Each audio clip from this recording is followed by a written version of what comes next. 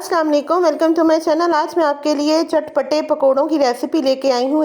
इसमें एक बाउल बेसन का जाएगा और छान लीजिएगा बेसन को। और एक बाउल जो है वो बारीक कटिंग किए हुए आलू धो लीजिए अच्छी तरह से। एक बाउल जो है वो पालक का बारीक कटिंग कर लीजिए और पालक को अच्छी तरह से धोइएगा, मट्टी होती है इसमें। एक बारीक चॉप्ड किया हुआ प्याज ले लीजिए। अब इसमें हम सबसे पहले बेसन ऐड करेंगे। बेसन छान लीजिएगा अच्छी तरह से, फिर ऐसा ऐसा से सब चीज़ें ऐड करते जाएंगे।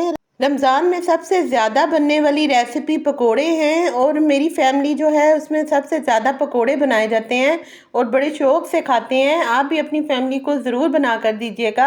अब ऐसा ऐसा से सब चीज़ें ऐड कर देंगे इसमें।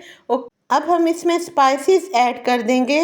स्पाइसेस में सबसे पहले चाट मसाला चम्मच भर के डाल दीजिए, 1 चम्मच कुटी हुई लाल मिर्च और 1 चम्मच सूखा धनिया पिसा हुआ, 1 चम्मच नमक डाल देना है हमने और थोड़ा सा जो है वो गरम मसाला डाल दीजिए।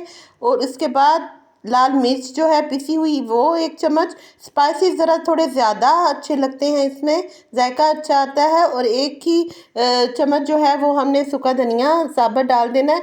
पानी ऐसा ऐसा से हमने ऐड करना है, एकदम से पानी ऐड नहीं करना क्योंकि वेजिटेबल्स का भी पानी होता है, इसलिए अब हमने इसको मिक्स कर लेना है अच्छे से, सही से पेस्ट इसका बना लेंगे पकोड़ों का।